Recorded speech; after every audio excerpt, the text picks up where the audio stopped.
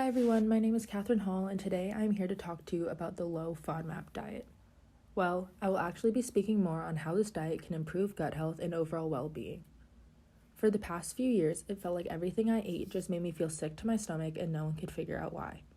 I would see doctor after doctor until I was recommended the low FODMAP diet this past summer. Even though this diet has worked for me, I know that this might not be the case for everyone struggling from IBS or other digestive issues. Before we get too deep into this topic, let's start with what the low FODMAP diet is. What is the low FODMAP diet? Well, the Google definition is a diet low in FODMAPs, or oligosaccharides, disaccharides, monosaccharides, and polyols. These are basically carbohydrates that are commonly hard for the human body to digest.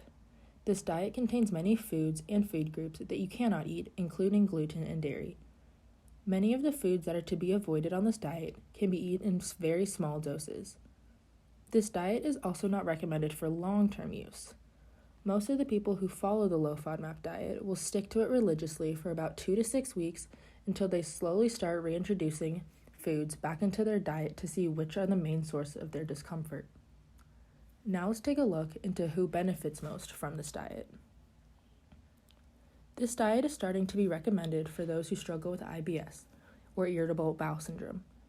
There was a double-blind experiment that I researched where 20 patients suffering from IBS were put on a strict low FODMAP diet for a total of 3 weeks. Then each patient either received a supplement or a placebo. The supplement contained ingredients that could be found in foods high in FODMAPs, while the placebo was just a sugar pill. Ultimately, the results of the experiment showed that those who were taking the placebo experienced less symptoms than those who were given the supplement. This proves that going on the low FODMAP diet can reduce symptoms of IBS. There are many experiments and observational studies that prove that going on a low FODMAP diet can reduce symptoms of IBS and other digestive issues in adults. But there are also some studies that show that this diet reduces symptoms in children as well. I conducted an interview with my neighbor back home who is a retired nutritionist. She would like to remain anonymous, so for the sake of the podcast, we'll call her Kathy. In this interview, Kathy spoke on her personal views of the low FODMAP diet and whether or not she would recommend this diet to children suffering from digestive issues. Kathy stated in the interview that she was a little apprehensive about this diet at first because of how restrictive it is. Many of the foods that are high in FODMAPs still provide other health benefits, she says.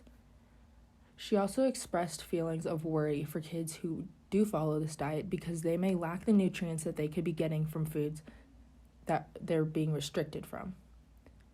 Kathy did say that this diet started to grow on her after reading more and more studies that showed improvement of IBS symptoms from following the low FODMAP diet.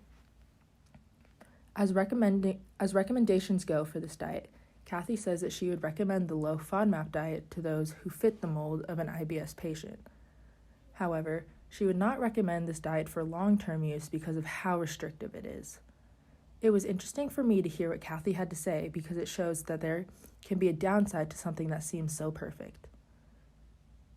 Now that you have heard about experiments and all the technical stuff with this diet, I thought it would be good to hear from someone who follows this diet how it makes them feel on a daily basis.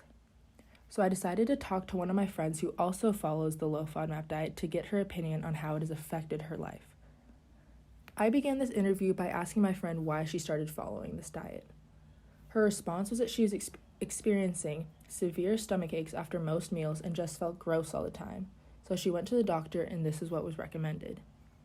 Next, I asked, how long has being on this diet affected your overall health? She responded by saying that her stomach issues immediately began to go away and she just felt better, livelier, and honestly healthier. We then began to talk about the downsides of this diet.